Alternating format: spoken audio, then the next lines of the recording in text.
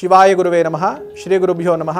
ఈరోజు పంచాంగము 29/1/2024 శోభకృతనామ సంవత్సరము, దక్షిణాయనము, హేమంత ఋతువు, పుష్యమాసము, బహుళ చవితి, సోమవారము ఉదయం 6:12 వరకు, నక్షత్రము పుబ్బా నక్షత్రము సాయంత్రం 5:12 వరకు, రాహుకాలము ఉదయం 7:30 నుంచి 9 వరకు, గుళికా కాలము మధ్యాహ్నం 1:30 నుంచి 3 వరకు, యమగండ కాలము ఉదయం 10:30 నుండి 12 వరకు, వర్జము రాత్రి 1:10 నుండి 2:56 వరకు, దుర్ముహూర్తము మధ్యాహ్నం 12:37 నుండి 1:21 వరకు, మరలా మధ్యాహ్నం 2:51 నుండి 3:36 వరకు.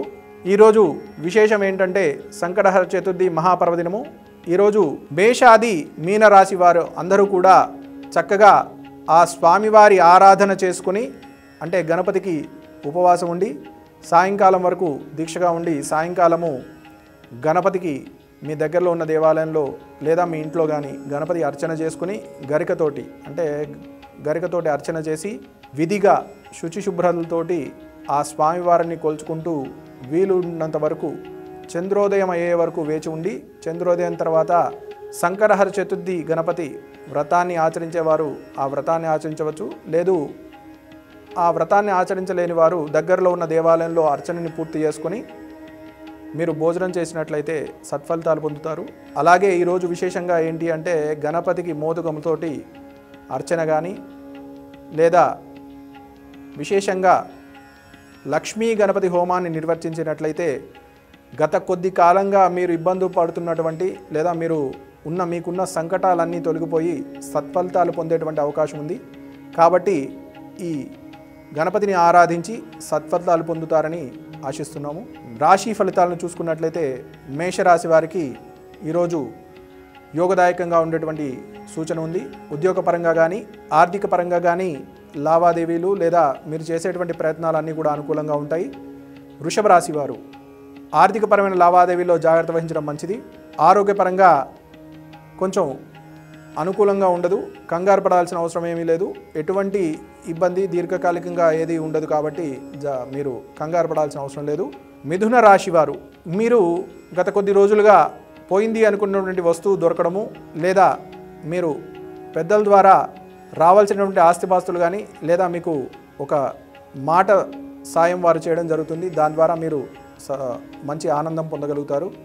కర్కాటక రాశి వారు మీ మాతృవర్గీకులు మీకు గతంలో చేసిన హామీలను పూర్తి చేస్తారు.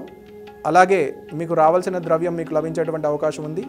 సింహరాశి వారు ఆర్థికపరమైన లావాదేవీలు ఏవైతే ఉన్నాయో అవన్నీ కూడా మీరు పూర్తి చేయగలుగుతారు.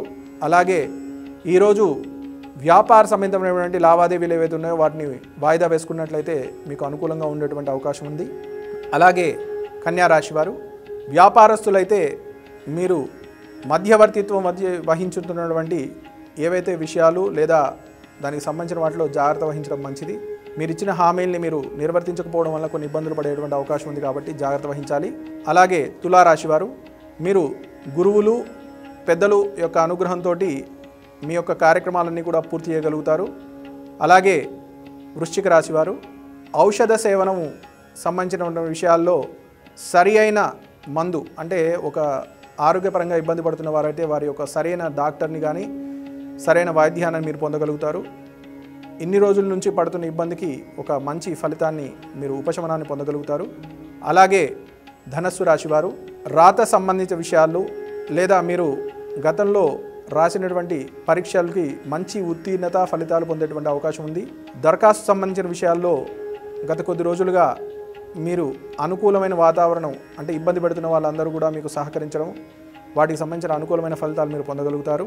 మకర రాశి వారు పెద్దలు లేదా మీరు ఒక పని నిమిత్తం ఎవరినైతే ఒక మధ్యవర్తిని మీరు సహాయం కోరుతున్నారో వారు మీకు సమయం ఇచ్చి ఆ పనిని పూర్తి చేసేటువంటి దిశగా ఈరోజు జరుగుతుంది. కుంభరాశి వారు మీరు నిర్వర్తిస్తున్నటువంటి కార్యక్రమాలు ఏవైతే ఉన్నాయో అన్నీ కూడా సజావుగా పూర్తి చేసేటువంటి ప్రణాళికలు మీరు రూపొందించుకుంటారు, అవన్నీ కూడా పూర్తి అవుతాయి. అలాగే మీనరాశి వారు మీరు ఏదైతే గత కొద్ది రోజులుగా ఇబ్బంది పడుతూ ఉన్నారో ఆ ఇబ్బందులన్నీ తొలగిపోయి ఆర్థిక పరంగా మీకు అనుకూలంగా ఉన్నటువంటి వాతావరణం ఉంది. కాబట్టి ఈరోజు మీరు నిస్పృహతను ఏదైతే మీరు అంటే ఈ పనులు కావట్లేదు అనేటువంటి మానసిక ఆందోళన ఉందో అది తొలగిపోయేటువంటి అవకాశం ఉంది. కాబట్టి ఈరోజు అందరూ కూడా చక్కగా ఆ గణపతిని ఆరాధించి చక్కటి ఫలితాలు పొందుతారని కోరుకుంటున్నాము. శుభం భూయాత్.